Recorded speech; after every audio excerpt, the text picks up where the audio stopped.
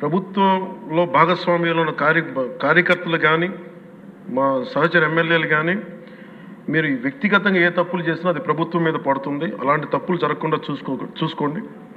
అలాంటివి జరిగితే మటుకు నేను ఎవరైనా స్థనామనం లేకుండా నాకు వాళ్ళకి సిస్టమ్ పనిచేస్తూ ఉంటుంది. అది మీరు అర్థం చేసుకోండి.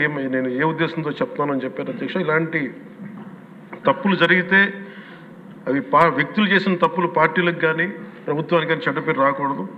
దాన్ని ఎలా హ్యాండిల్ చేసుకోవాలో జనసేన పార్టీ తరపు నుంచి నేను మా వాళ్ళందరికీ కూడా ఒకటే తెలియజేశాను. మీరు వ్యక్తిగతంగా కనుక ఏదన్నా చేసి అది కూటమి ప్రభుత్వానికి ఇబ్బంది కలిగితే నేను వారిని వదులుకోవడానికి సిద్ధంగా ఉన్నానని చెప్పి చాలా స్పష్టంగా తెలియజేశాను అధ్యక్ష. అది మీరు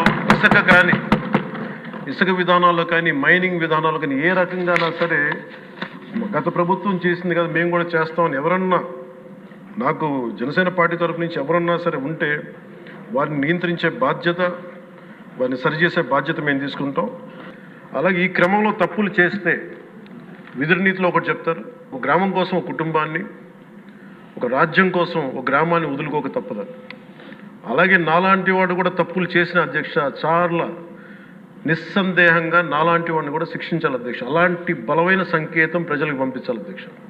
మేమందరం కూడా తప్పు ఎవరు చేసినా అది మనమే దాన్ని ముందుకు తీసుకెళ్ళకపోతే నేను కూడా దీనికి సంసిద్ధంగా ఉన్నాను. నా ద్వారా ఏదన్నా తప్పులు జరిగినా, అవకతవకలు జరిగినా నా మీద కూడా చర్యలు తీసుకోవాలి. అది let it be any kind of issue sir.